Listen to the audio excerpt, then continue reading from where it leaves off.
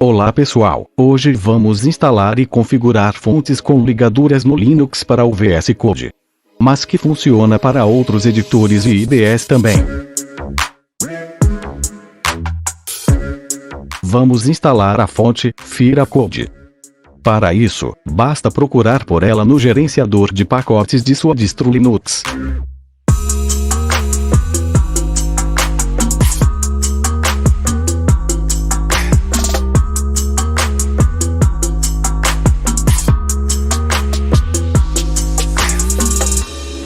No VS Code, Ctrl mais vírgula, para acessar as configurações, depois clica no ícone para abrir o arquivo JSON. Mudar fonte ligatures para True.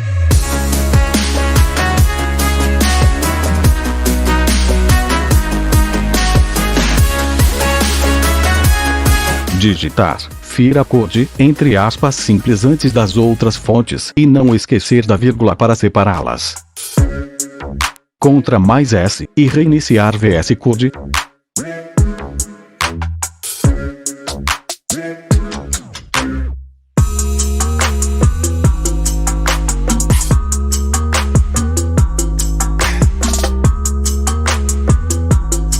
Também é possível mudar a espessura da fonte.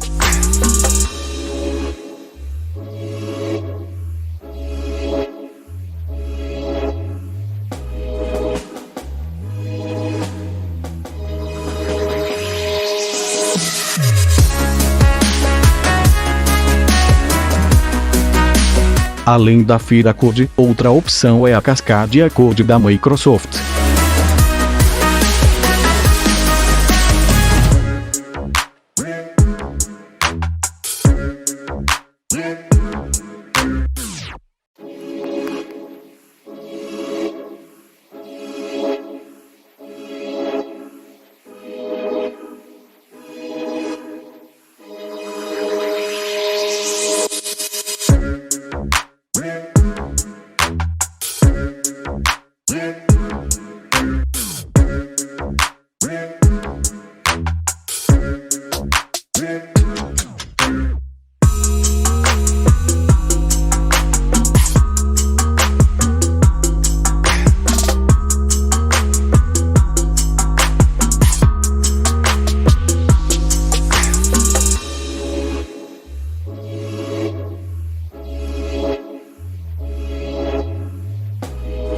Os links do YouTube dessas fontes estão na descrição, onde você pode encontrar mais detalhes de como instalar e configurar em várias distros e em outros editores de texto e IDEs. Opcionalmente, você também pode instalar uma extensão no VS Code que faz com que as ligaduras só funcionem nos locais do código onde realmente ficam interessantes.